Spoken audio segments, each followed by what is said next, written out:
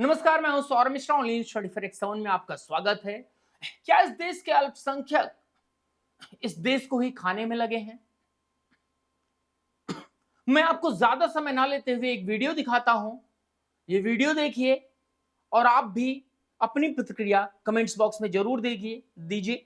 मैं चाहता हूं कि इस वीडियो को देखने के बाद आप कमेंट्स बॉक्स में जरूर लिखें। और हां, इसके अलावा वीडियो की एक बाकायदा लिस्ट हमारे पास है, उसको हम आपको दिखाएंगे। आपको समझ में आ जाएगा ये देश किस दिशा में जा रहा है और आपको सोचने पर विवश होना पड़ जाएगा कि हमें अब क्या करना चाहिए। वीडियो देखिए। योगी और मोदी दोनों भाई भाई लगते हैं। वो कहते हैं ना, क्या कहते हैं, डायनासोर कुत्ता, वो लगता है। उन लोगों को और कोई काम धंधा नहीं है, यही काम है बस। डायनासोर। योगी और मोदी दोनों ही है। योगी ने तो पूरा भारत खराब कर रखा है, उसका तो सिस्टम ही आएंगे अलग है वो। हाँ, योगी गंजे इस मामले में ना, जैसे आप कह रहे हैं कि योगी और मोदी बेकार हैं, देश का बंटाधार कर रखा है, और योगी को आप कह रहे हैं कि बहुत बड़ा डायनासोर है, ऐसा बोला ना आपने।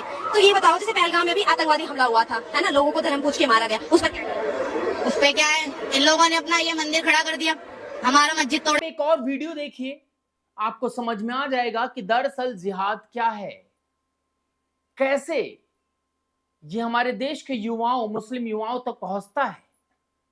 मैं यूं ही नहीं कह रहा हूं, आप इस वीडियो को देखकर इसको शेयर कीजिए। देखिए क्या समझ में आता है, कमेंट्स बॉक्स में जरूर लिखें। देखिए वीडियो। जन्नत में एक नहर है जिसका नाम है बैदख, उसके ऊपर मोतियों से कवर्ड है वो, उसके अंदर मुश्क, अंबर, जाफरान, काफूर बहता है। जब अल्लाह किसी जन्नत की लड़की को बनाने का इरादा फरमाता है तो अपने नूर की तजल्ली डालता है और पूरी 130 फुट की लड़की निकल के बाहर आ जाती है, फुल ड्रेस्ड है। जन्नत की हूर ये नहीं कि वो किसी माँ के पेट में हमल होता है, फिर वो 9 महीने के बाद पैदा होती है, फिर वो फीडर लेती है, फिर वो पैम्पर बांधती है, फिर वो रुड़ती है, फिर वो।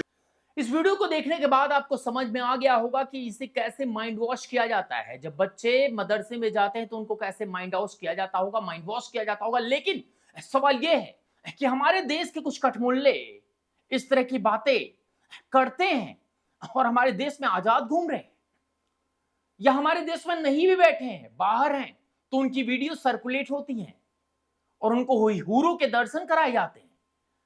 इस तरह से अगर किसी भी बच्चे को प्रोत्साहन दिया जाएगा तो इसका क्या परिणाम होगा, मैं आपको परिणाम दिखाऊंगा। उससे पहले ये वीडियो देखिए और इस पर भी प्रतिक्रिया दीजिए। मैं खवातीन के फायदे की बात कर रहा हूं। अल्लाह की कसम, ला इलाहा इल्लल्लाह, मुझे औरतों पे तरस आता है कि इनको गलत पट्टियां पढ़ा के इनकी सेहत भी बर्बाद की जा रही है और इनकी खुशियों को भी आग लगाई जा रही है। ओरिजिनल में उन औरतों को देखो जिनके 12वां पैदा हुआ है और उनको देखो जिन्होंने 6 के बाद ब्रेक लगाई है। जो 12वां पैदा किया है ना, कसम उठा के कह सकता हूं मैं कि वो आपको उस 6 वाली से ज्यादा जवान नजर आएगी। अभी मैं मिलकर आया हूं, हमारी नानी की एक रिश्ते में बहन लगती है, वो नानी हुई हमारी, लाहौर मिलकर आया हूं। उनकी उम्र भी माशाल्लाह 85-90 तक पहुंच चुकी है और धड़ बच्चे हमके। जो औरतें यानी चाहती हैं कि हमारी फिटनेस बरकरार रहे, तोंदे ना निकले, जवानी बरकरार रहे, मोटापा ना आए, तो उनको औलाद कसरत से पैदा। ये वीडियो भारत में घूम रही है, हर इस्लामिक फोन में है। इस्लामिक फोन मतलब इस्लाम जो मानने वाले, उनके फोन में पड़ी है वीडियो। आपको क्या लगता है, आपको क्या लगता है इस वीडियो को देखने के बाद क्या दिमाग में आता है, कमेंट्स बॉक्स में बताइए। दूसरी वीडियो दिखाता हूं। ये बोले कि अब जैसे आपके दिल में हिंदुस्तान है, हाँ। कश्मीर के दिल में पाकिस्तान है। सच्ची में? सच्ची में, ये सच में, ये दीदी सच बताइएगा आप। आपके दिल में पाकिस्तान है? इंशाल्लाह बनाओ पाकिस्तान के साथ हैं। अच्छा, इंशाल्लाह। दीदी ऐसी क्या बात है कि आप मतलब, हम तो हिंदुस्तान, हम ये हिंदुस्तान का ही पार्ट है ना, इंडिया, तो फिर भी हम पाकिस्तान बोलते वो हैं। हमारे अपने मुसलमान है सर, हाँ। हमारे मुसलमान है, वो हमारे भाई हैं, हमारे लिए। तो हम भी तो भाई बहन है आपके। भाई दिल्ली में वो तो मुसलमान हिंदू भाई ही है, लेकिन इनके दिल में ज्यादा पाकिस्तानी है। अच्छा, आप उनको ही मानते हो, उनके साथी हो। ओहो, चलिए ठीक है। इस वीडियो को देखने के बाद आपको क्या लगता है, कश्मीर में जो पाकिस्तान बम बरसा रहा है, उसके बाद भी कश्मीरियत और कश्मीर के लोग ये बोलते हैं, अगर ये बोलते हैं तो बहुत अच्छा है। ऐसे लोगों पर पाकिस्तान का वो बम गिरे। आगे वीडियो देखिए, इसके बारे में कमेंट्स बॉक्स में जरूर बताइएगा। देखिए। सलीम सीधा मौजूद है। सलीम जी, कैसे देख रहे हैं ये जो आतंकवादियों ने किया, वहां पर जो सैलानी घूमने गए थे, उनको किस तरीके से बर्बरता से उनके संग इस कांड को किया, गोलियों से उनको बूदिया, क्या कहेंगे? इसको इस्लाम के नजरिए से देखेंगे तो ये पुण्य का काम किया उन्होंने, ये सवाब का काम किया उन्होंने। ये कुरान के स्क्रिप्चर सूरह तौबा की जो 5 आयत है, उसके अंदर सेम टू सेम यही प्रक्रिया लिखी है कि काफिरों को जहां पाओ वहां देखो, उनको मारो, घात लगा करके उनको मारो। इन्होंने भी तो वही किया, घात लगा के मारा, बाकायदा उसकी रेकी हुई है। क्या इस्लाम में ही लिखा है, कुरान में ही लिखा है, किस तरीके से निहत्ते लोगों को इस तरीके से देश के वासियों को भून दिया जाए, उनको मार दिया जाए? भाई मैंने कुरान की तो आपको आयत बताई है, जो सूरह तौबा है, कुरान की 9वीं सूरह है और उसकी 5वीं आयत है, वहां पे ये लिखा हुआ है, सेम इसी तरह बर्बर तरीके से मारने का लिखा हुआ है। सेम ये लिखा हुआ है कि उनको मारो, जब तक कि वो ला इलाहा इल्लल्लाह कलमा ना पढ़ ले या जजिया देना कबूल ना कर ले, तब तक मारो। यानी कि पूरे हिंदुस्तान के हिंदुओं का यही हशर होना है इस्लाम के अनुसार। इस्लाम के अंदर अल तकिया नाम की चीज होती है, आपने सुना होगा अल तकिया। सुना आपने? पहलगाम हमला इस्लाम की नजर में क्या था? बढ़िया काम किया। रुकिए, जाइए नहीं, एक और वीडियो देखिए, आपको समझ में आ जाएगा कि इस्लाम, छोड़िए मैं ज्यादा नहीं बोलता, देखिए। आप इस्लामिक तालीम लीजिए, लेकिन उस तरीके से लीजिए कि हमें इसका मतलब भी पता होना चाहिए। अगर कोई मसला किसी मुसलमान के सामने आ जाता है नॉर्मली कि भाई फला आदमी ने एक रेप कर दिया है, तो हम इसका मुसलमानों के इस्लाम के तरीके से देखते हैं, तो इसका फैसला कैसे करेंगे भाई सही हुआ या गलत हुआ? जबकि ये आता है इस्लाम में कि इस्लाम में अगर ये पूछा जाए एक तरफ रेप हो रहा हो और एक तरफ मूर्ति पूजा हो रही है, तो वो सबसे बड़ा गुनाह कौन सा होगा? तो इस्लाम की नज़र में मूर्ति पूजा सबसे बड़ा गुनाह है, रेप नहीं है। वो इसलिए नहीं है क्योंकि अल्लाह कह रहा है कि मैं शिर्क करने वालों को माफ़ नहीं करूँगा, चाहे और कितने भी बड़े गुनाह हो मैं उनको माफ़ कर दूंगा।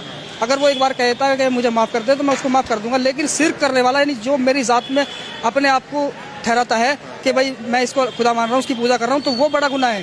अल्लाह कह रहा है इस बात को। पानी सर से ऊंचा हो चुका है, अब बर्दाश्त नहीं होगा। सरकार को अपना बिल वापस लेना पे हर कीमत में वापस लेना होगा, वरना हम लोग एक एक मुसलमान का घर का बच्चा शहीद होने के लिए तैयार है इंशाअल्लाह ताला।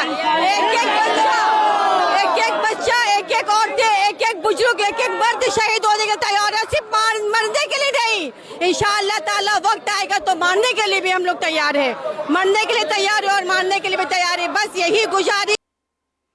इस वीडियो को देखने के बाद आपको गुस्सा आएगा, आप भी सोचेंगे कि इस्लाम में क्या पढ़ाया जाता है। क्या हमारे देश में जो पढ़ाया जा रहा है, जो इस्लाम के नाम पर दिमाग में ठूंसा जा रहा है, क्या वो बंद होना चाहिए या फिर ऐसे लोग बंद होने चाहिए? क्या लगता है? एक आखिरी वीडियो आप देखिए, इस वीडियो को देखने के बाद आपको समझ में आएगा। ये वाइंड अप है, ये अंत है, और आपको भी लगेगा यही सही है। देखिए वीडियो।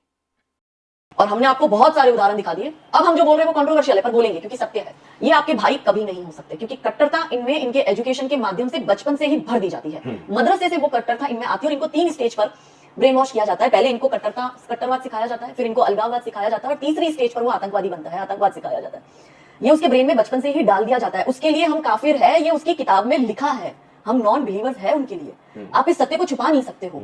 आप इनको देश का वाइस प्रेसिडेंट बना दो, या हामिद अंसारी बनकर ये कहेगा कि मुसलमान असुरक्षित है।